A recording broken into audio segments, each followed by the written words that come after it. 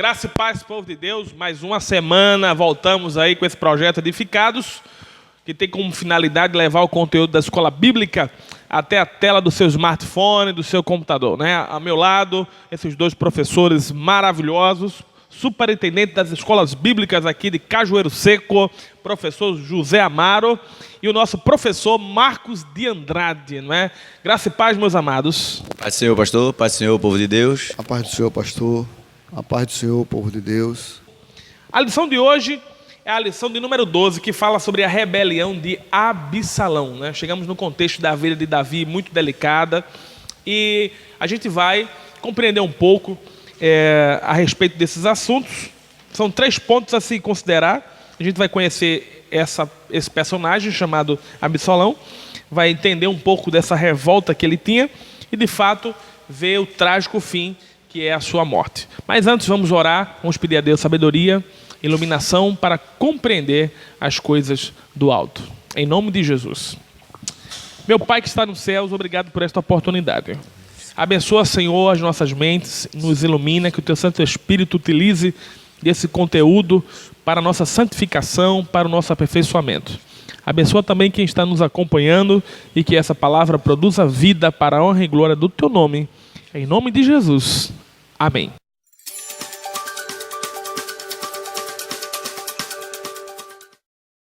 Professor José Amaro, o nosso ponto central fala sobre a rebelião, né, a revolta, e fala um pouco sobre esses processos que Davi, juntamente com seu filho, passou.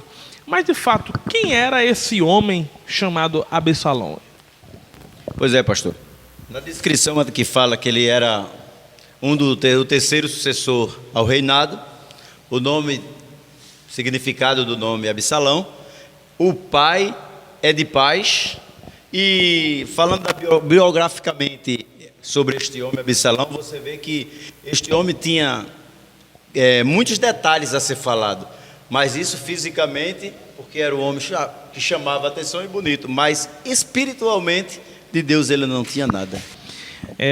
Então a gente compreende, né, professor Marinho, que ele era alguém naturalmente perfeito, inteligente, de boa aparência, mas a Bíblia não revela nada do seu relacionamento com Deus, da sua vida espiritual, né? Verdade. E o professor Marcos, me ajuda o seguinte: em que consistia a causa dessa revolta de Absalão? Podemos observar que, por conta do acontecimento que houve na vida de Davi, o grande desastre, fez com que enfraquecesse a vida espiritual e material, dando até mesmo um mau exemplo para o filho Absalão, a ponto dele se revoltar. Primeiro ele se revolta com a postura do filho, do irmão dele, Aminon, onde ele assassina o irmão, e consequentemente ele passa 3 anos fora. E depois de voltar, dos 3 anos, o pai passa 2 anos sem falar com ele. Então cria-se nele uma grande revolta, por consequência de o pai passar 2 anos não falar. Absalão mata o seu irmão. Ao invés de ser punido, como manda a lei, ele simplesmente é excluído da casa do rei. Aí passa esses 2 anos. Praticamente 3 anos ele praticamente passou. 3 anos aí, fora, sem relação com o pai. E aí quando volta, ele ainda volta revoltado. E ainda passa o pai.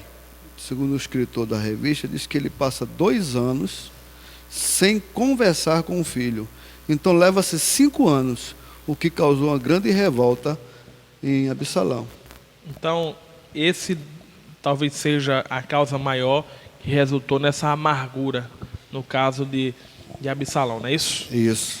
E vejamos só, no ponto 2 da lição, ainda falando sobre essa revolta de Absalão, a gente compreende que existia uma fraqueza no reinado de Davi, não é, professor Amaro? Verdade. E qual fraqueza era essa que tinha lá que Davi... Que brecha era essa que ficou no reino de Davi?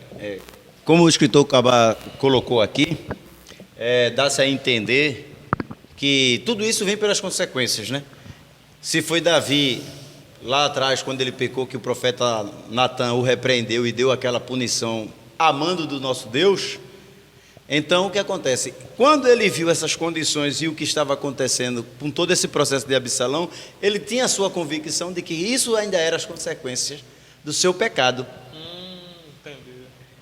Aí dá-se a entender, como disse, o escritor colocou com muita da razão, a advertência. De fato né? era, porque o Senhor disse que suscitaria, não é, de sua casa. A gente escutou na lição passada Exato, isso, né? Exato. Aí diz que o servo de Deus deve fazer de tudo para proceder corretamente. Aí deixa uma advertência aqui do apóstolo Paulo em 1 Timóteo, capítulo 3, 2, que diz: sejamos irrepreensíveis. Então, a fraqueza desse reinado é que Davi se tornou um homem agora repreensível, né? Perdeu a autoridade, de dentro de casa, de dentro para fora. Exato. Quando se trata do que o nosso professor Marcos estava dizendo, 3 anos o seu filho fora, já escanteado, longe dele. Quando chega, mais 2 anos. Até isso deu a ele a perda da autoridade e da autonomia, mas, como acabamos de falar, repreensíveis. Em vez de irrepreensível, agora dá-se também essas condições. E, professor Marcos, aqui o texto fala que Absalão era um homem político, né? Como é que é? Como é que foi? Por que Absalão é considerado um político? A lição fala que ele, como político, a estratégia dele, né, de fazer a manipulação, eu diria nas minhas palavras, a manipulação.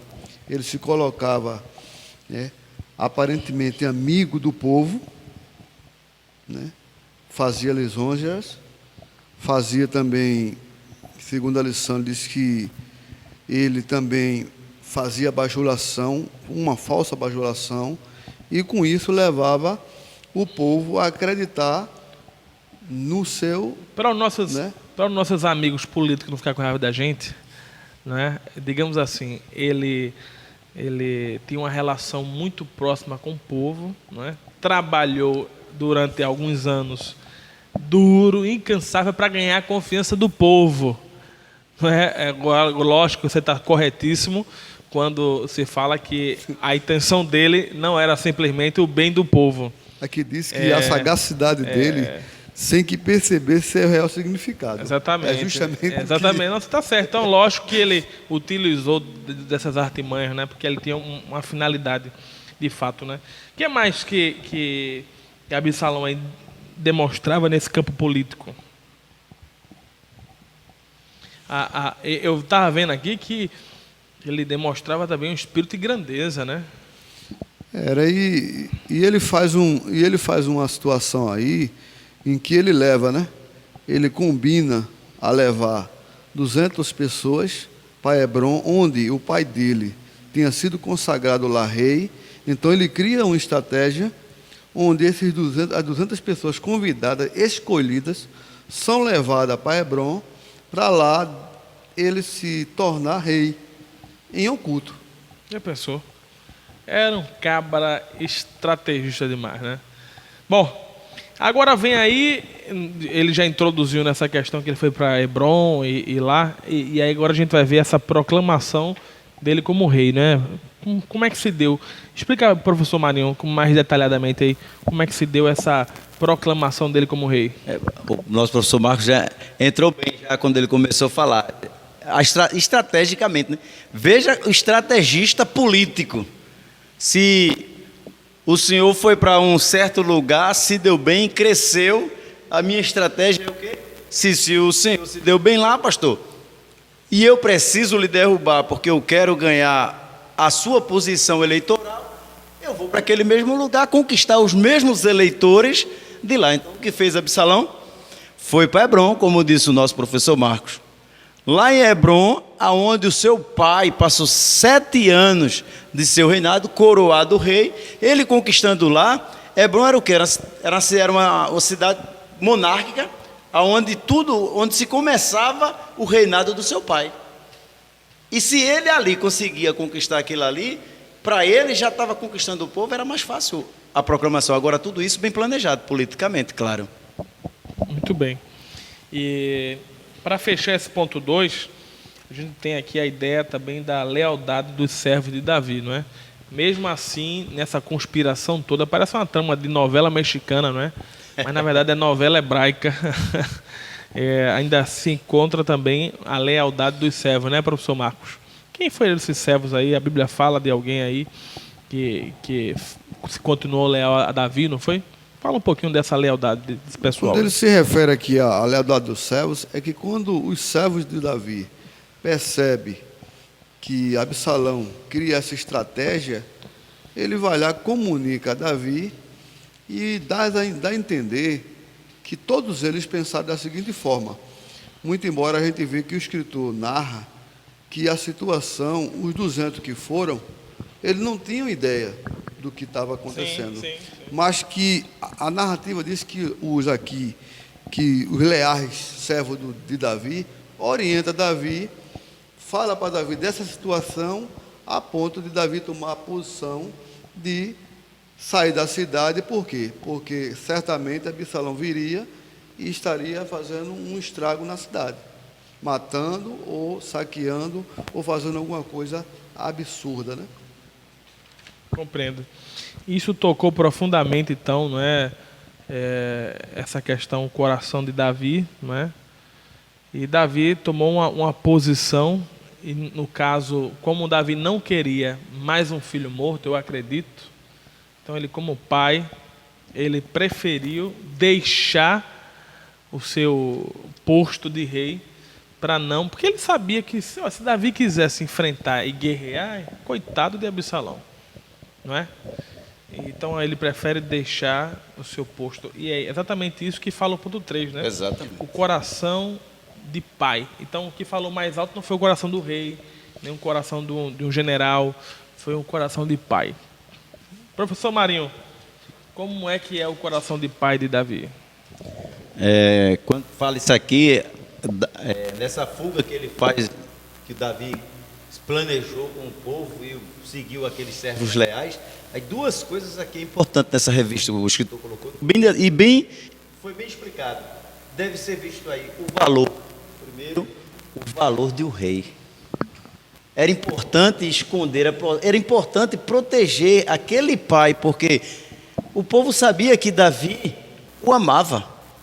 E já pensou afrontar o pai, matar o próprio filho? Então o valor do pai, o povo retirar, então dá o valor a quem tem, pastor. A honra, a Bíblia diz, dá honra a quem tem honra. Então o povo, honrando Davi, o guardava, o protegia no valor dele como pai de Absalão. Então a guerra, eles fizeram questão de afrontar, de proteger o rei. E o segundo ponto que o escritor coloca, a segunda é que o povo queria evitar esse confronto. Primeiro, proteger o rei. Segundo, evitar esse confronto do pai se confrontar com o filho. Porque sabia que se isso acontecer entre batalhas, o povo sabia que Davi era um guerreiro. E quem iria matar Absalão? Seu próprio pai. Então, o amor mostra aí o coração, o amor do pai pelos filhos, e que o povo faz essa escolha de... Aí é onde entra que o povo retira, esconde, por dois motivos. Um, porque ele como rei, uma pessoa de qualidade, de valor que tinha Davi diante daquele povo. Muito bem. Estamos chegando, querido, aos minutos finais da nossa revista, e a gente vê que toda rebeldia tem seu preço. A gente vê que Absalão não ficou, infelizmente, impune, e o preço foi a morte, não é? E a gente vai ver, de fato, com esse fechamento, o professor Marcos vai me falar um pouco aí como é que foi esse preço da rebelião de Absalão.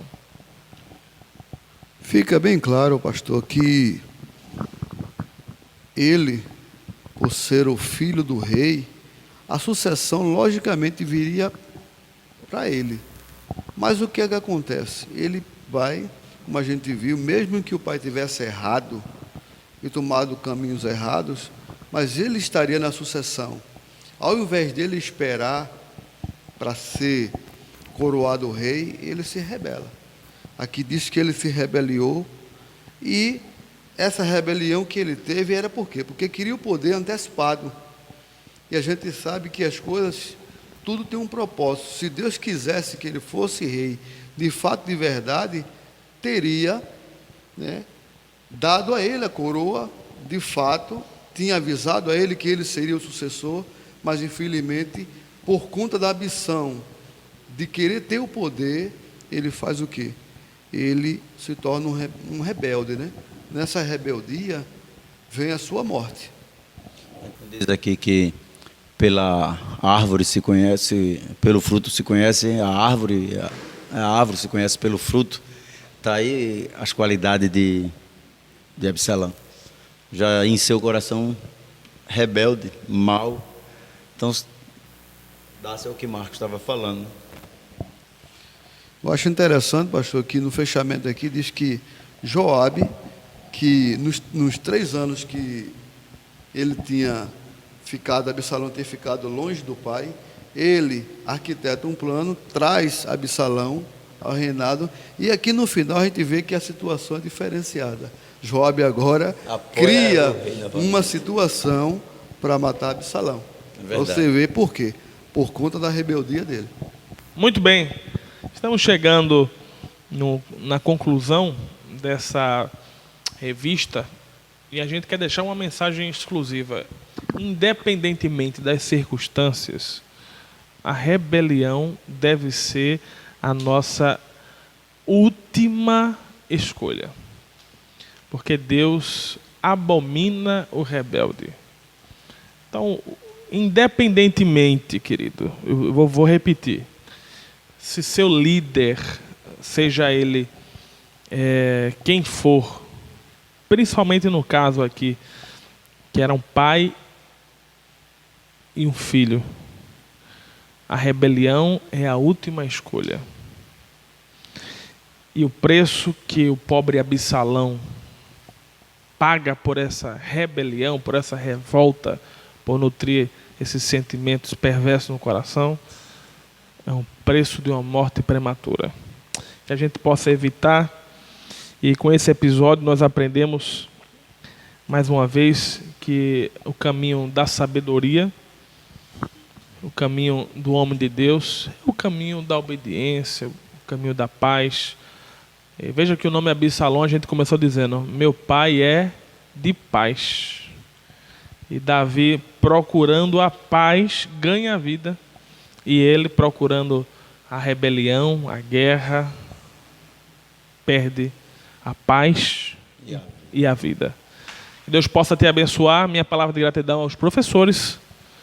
E até a próxima semana, se Deus permitir, que você possa ser edificado por essa palavra e pelo poder do Espírito Santo de Deus. Tchau, tchau.